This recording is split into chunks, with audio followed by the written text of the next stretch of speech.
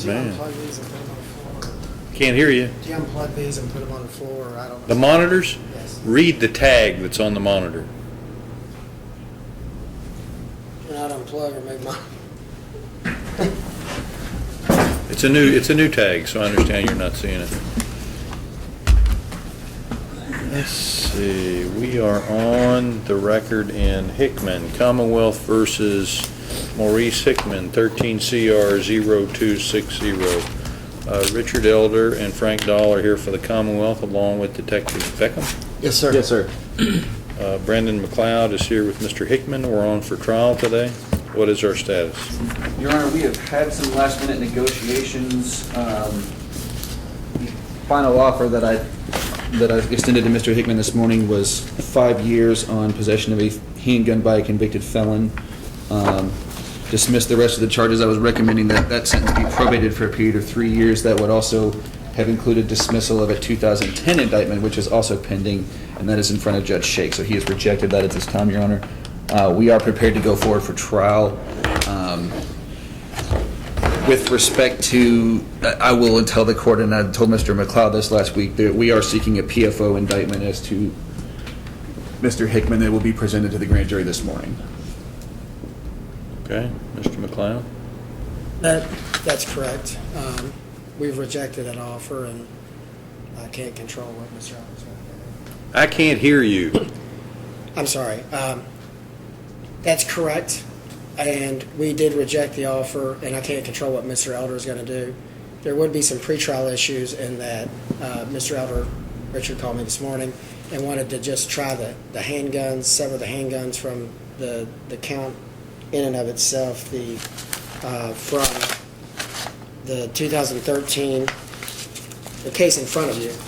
And I thought about it. I'm dropping the kids off at school, but I don't know how to then proceed when I prepared the whole weekend. I don't know how to proceed and somehow ignore everything else that was possibly recovered and bring it up and change the search warrant.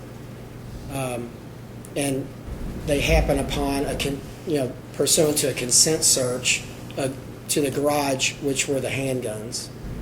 I think my understanding is there's a search warrant, and then the search warrant didn't cover the garage, and so the lady who lived there gave a consent search to search the garage.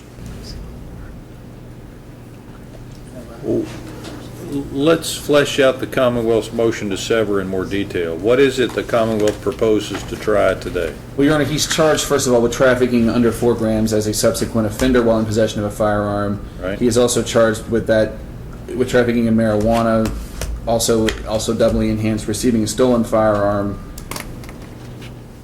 as well as possession of drug paraphernalia. And there were also some stolen EBT cards that were recovered. My proposal to the court today, what we would like to go forward on, obviously the case law is clear, they cannot be tried together because it's too prejudicial for the defendant.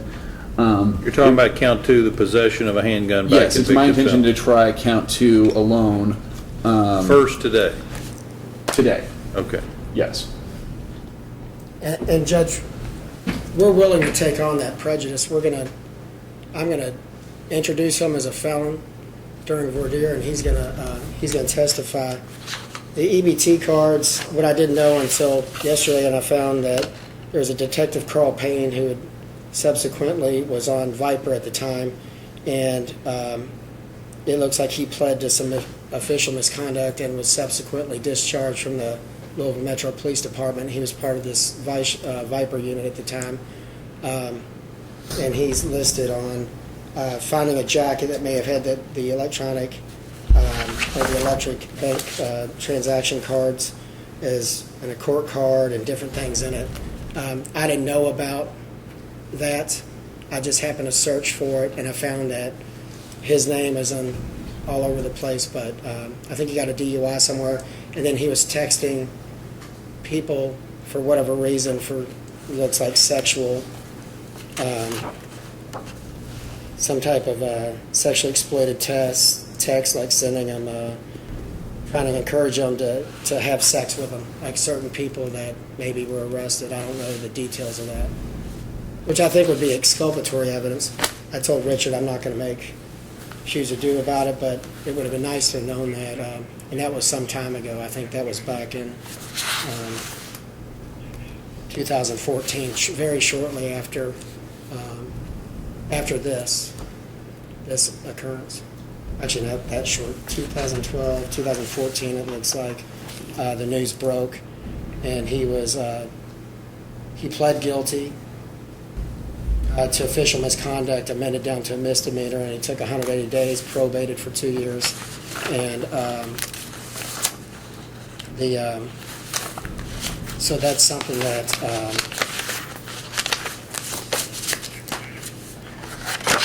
that's something I didn't know about, but I don't know how to carve up.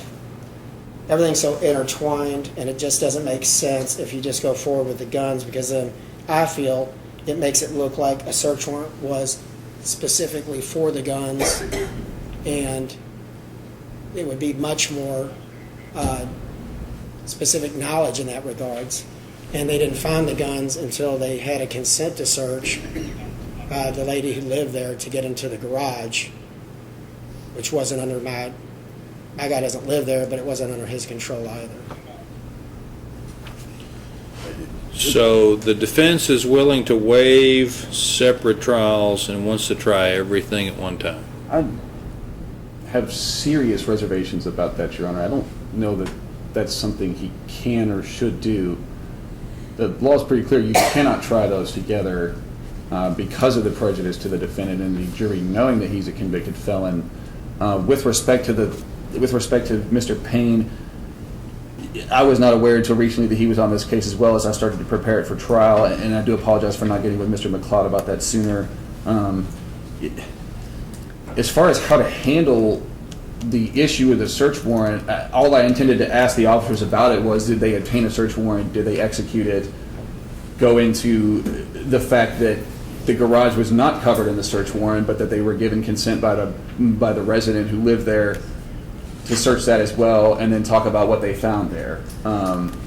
So I don't intend to ask them anything about narcotics, and I find it interesting that I'm offering to exclude evidence of a stolen gun, drugs, drug paraphernalia, money, and some stolen EBT cards, and he wants it to come in. I think that's a very risky strategy.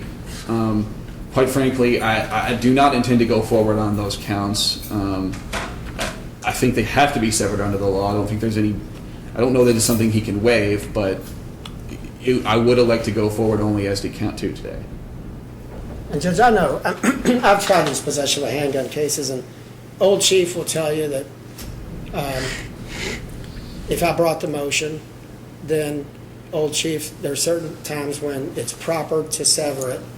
And these are cases of trafficking in marijuana where there's 3.2 grams. It looks like there's residue, one baggie with residue in it, and 5 EBT cards that I don't see pictures or anything else in regards as well. And I think we can waive, as a defense attorney, I think we can waive whatever we wanted and go forward and accept the prejudice or no prejudice in that regards. And Mr. Hickman, you understand that the Commonwealth has offered you on a conviction of possession of a handgun by a convicted felon 5 years, and what's the position on probation? Recommend probation for 3 years. Yes, sir. And after having spoken with your attorney, it's your desire to reject that offer and go to trial? Yes, sir, because it's been on my back and it's been keeping me down, and I'm trying to find a better way of life as far as a job. And Mr. Willett, this is when... It's Judge Willett.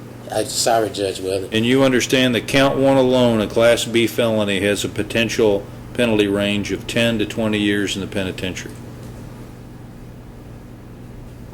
Oh, I didn't know that, but I'm willing to go forward. Well, count 1 is a B felony, 10 to 20 years. Count 2 is a C felony, 5 to 10 years. Count 3 is a C felony, 5 to 10 years. Count 4 is a D felony, 1 to 5 years. The other one is a misdemeanor, and the jury has the ability, if they convict you, to run those sentences consecutively at the same time. You understand that? Yes, So sir. that would be, let's assume that they max you out 20, 30, 40, 5 years. That's your total exposure. I'm going to ask the parties to take 10 more minutes and continue to talk about a resolution. The court rules that we will try all counts together today, and after 10 minutes, if you don't have an agreement, we'll summons a jury of 45 to start jury trial. Yes, sir. Thank you. Judge.